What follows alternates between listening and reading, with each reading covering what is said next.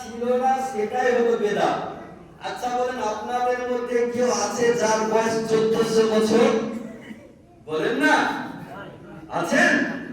হয়তো 50, 60, 70, 80, 90, তার বেশি নাই নাকি? তাহলে নবীর যুগে আমরা কেউ ছিলাম না, আমরা সবাই তো বেদাতি। তার ও ছিল নাকি? ও ছিল মনে হয় নবীর যুগে, ওর বয়স 1400 বছর।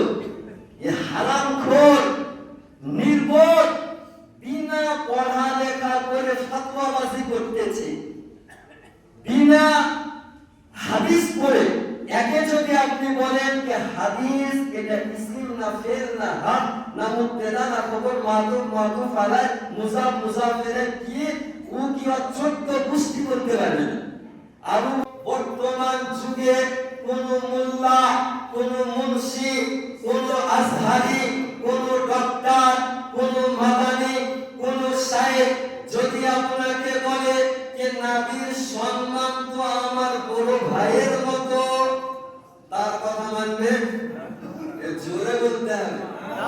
এখন মুফতি সাহেবের সঙ্গে বলি না, বাইরে যাবার না কে শুনে দেখে দিবালোকের ন্যায় প্রমাণ হয়।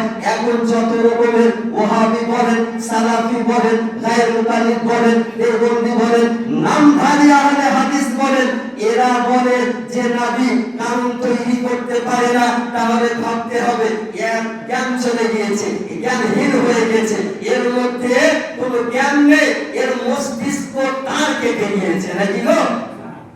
এর ব্রেনের তার কেটে গেছে। এই নামাজ চোর আজকে বলছে যে 8 রাকাত পড়ো, 20 রাকাত পড়া যাবে না। ভাই জি স্ত্রী ভাবছে।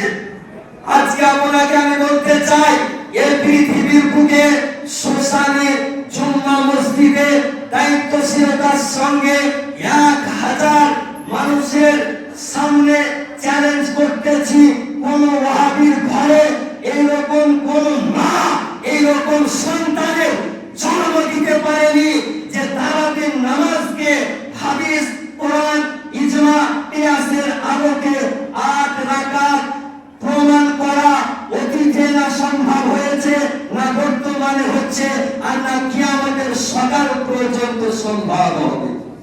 তাহলে এরকম ভ্রান্ত মতবাদ পোষণকারী থেকে আমাদেরকে 100 কিলোমিটার দূরত্ব বজায় রাখতে হবে।